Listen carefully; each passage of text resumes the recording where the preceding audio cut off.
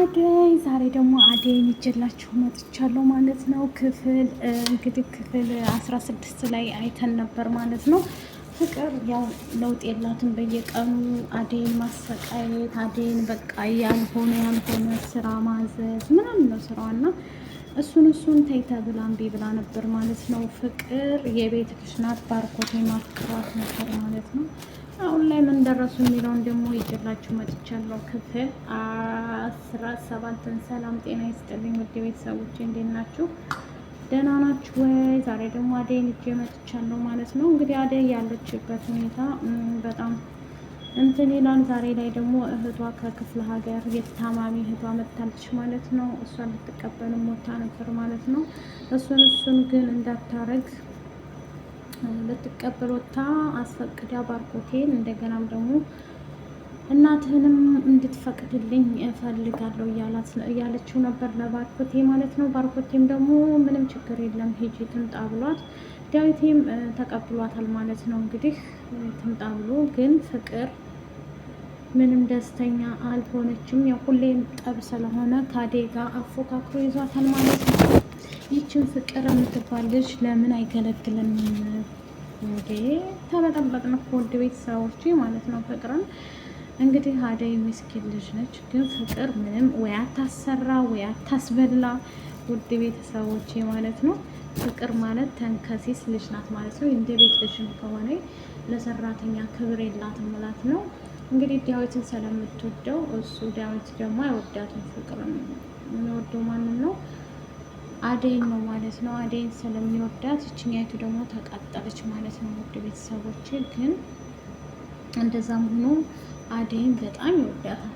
በጣም ባርኮቴም ይወዳታል። በነገራችን ላይ ፍቅር ናት እንጂ አደይና ፍቅርና ባርኮቴ ወንድምና እህት ናቸው። እንደዛም ሆኖ ግን ከአንድ እንትን ተወልደው ከአንድ ወንዝ ተቀድተው የሚባል ተረት አለና ግን ፍቅር ኃይለኛ ናት። አደይን በቃ የምታያት አስተያየቷ ከእግር እስከ ራሷ ነው። በቃ እንደሆነ ቀል ነው የምታደርግላት እና አደይም እየተበሳጨች በቃ ምንም ነው እያለች ነው ማለት ነው። እንደው በቃ የፍቅር ነገር አሳስቧታል። አሁን ዳዊትን ወድሻለሁ ይላታል። እንደገና ደግሞ ባርኮቴም አፍቅሯታል። ግን ምን ይደረግ ለውጥማ አለ። አንድ ሴት ሁለት መጣላት ማለት ባንዴ ያስቡት። ለውጥም አለ እና እንትና ባርኮቴ ደግሞ ለብቻውን እየወቀሰ አሁን ብነግራት ደግሞ ሰራተኛ ፈቀረ ብለው ሬዲ ሉቢ ነው ቤተሰቦች ሰራተኛ ሊያገባ ነው ይሉኛል እያለ ራሱን እንትን እያለ ነው። ያው ፍቅርን እንግዲህ በጣም ግራ ተጋብተዋል በፍቅር ጉዳይ ማለት ነው። ባርኮቴም እንግዲህ ፍቅርን ቻያት አደይ አሁን እኮ አዲስሽ አይደለችም እያለ ሁሉ ጊዜ ይነግራታል ማለት ነው። ፍቅር ግን በጣም ምስኪን ልጅ ማነች አደይ በጣም ምስኪን ልጅ ነች ሆነን ለመናገር። ግን ይቺ ፍቅር ወቅቱ የጣላት የሚወጋ ማለት ነው። ወይ ለሰራተኛ ክብር ያላት ወይ አታስበላ ወይ አታስጠጣ። ውድ ቤተሰቦች በጣም ችጋራም የሆነች ልጅ እሷን ያው የእሷ ካራክተር ደግሞ አሰሪ እና ከባድ ሆናለች። ከመዲያም ያለፈች በሏት ማለት ነው። ፍቅር በጣም ከባድ ልጅ ናት ማለት ነው። ለአደይ ምንም አትመቻትም። ምንም በቃ ምን ብዬ ነገራችሁ። አደይ እንግዲህ ያው እሷም ደግሞ አሁን እህቷን አመጣ። በዛም አምጥታ ግን እህቷንም ብታመጣ ግን ፍቅር ምንም መፍትሄ በቃ የሚያሳዩት ሀረካት የሚያሳዩት እንትን በቃ ችግር ነው። ውድ ቤተሰቦቼ ማለት ነው በጣም ከባድ ነው ማለት ለአደይ በጣም ይከብዳታል። ውድ ቤተሰቦቼ ማለት ነው እሷ እንደዚህ እየለፋች እየሰራች ትንሽ ርህራሄ የላትም ፍቅር ማለት ነው። ግን እንደዛም ብትሰራም ብለፋም ዳዊቴ ደግሞ እንዴ በጣም ነው የሚወዳት አደይን ማለት ነው። አደይን ፍቅርንም እየተቆጣት ነበር። የት ቆይተሽ ነው አደይ እየተደሽ ነው ሲላት ከማንም እንትን ጋር ስትንዘላዘልልኝ ቆይታ እኮ ነው አየሃት ትለዋለች ማለት ነው። ፍቅር ደግሞ እንዴ ፍቅር ይላታል። አደይ ደግሞ አይ እንደዛ አይደለም ፍቅር ምን ሆነሻል? ደህና ነሽ አይደለሽም? ግን እንደዛ አይደለም ያልኩት ትልና እዛ አይደለም ሆነ ቦታ ሂጅ ነው አስፈቅጄ ነው ደግሞ የሄድኩት እናትሽንና ወንድምሽን ትላታለች ማለት ነው። ፍቅርም ደግሞ ለምን እኔን አትነግሪኝም? ለምንድን ነው ሌላ ሰው ያስፈለገሽ? እንዴት ሌላ ሰው ትጠይቂያለሽ?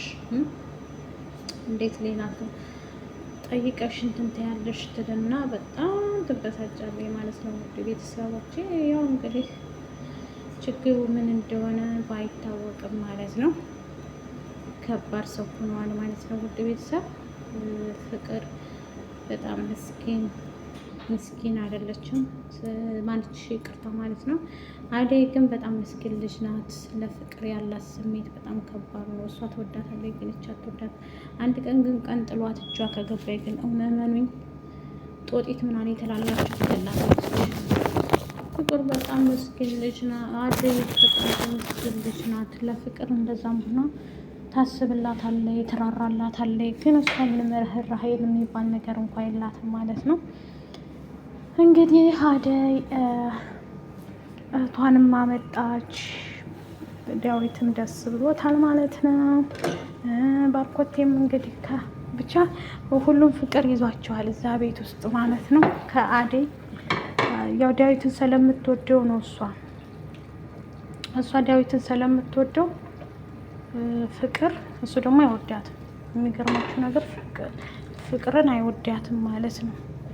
ፍቅርን አይወዳትም እንትና ዳዊት አይወዳትም። ግን እሷ ታልተጣበቁብህ ሞቼ እገኛለሁ እኔ አንተን ማፍቀር አለብኝ እያለችው ነው። እሱ ደግሞ አይፈልጋትም። እሷ ግን በጣም ነው የምትፈልገው። ውድ ቤተሰቦቼ ማለት ነው ትወደዋለች። እሱ ደግሞ ሊያቀርባት አልቻለም ማለት ነው። አይፈልጋትም። እሱ የሚወደው ማንን ነው? አደይን ነው ማለት ነው። አደይን ይወዳታል። ግን ምን ይደረግ ውድ ቤተሰቦቼ አስፈልግም ሰው የሚወደንን እንጂ የማይወደንን ይዘን ፍቅር ደግሞ መቼም አይሳካልሽም። አደይን ለማሸነፍ ብለሽ የማታረጊው ጥረት የለሽም። አሁን ደግሞ ከዳዊት እህት ጋር ሆና የማታረገው ጥረት የላትም። ግን መቼም አይሳካላትም ፍቅር እመኒ ማለት ነው። መቼም አይሳካላትም እቺ ተንከሲስ ማለት ነው። እና ላይክ፣ ሼር፣ ሰብስክራይብ በማድረግ አበረታቱኝ። እወዳችኋለሁ ባይ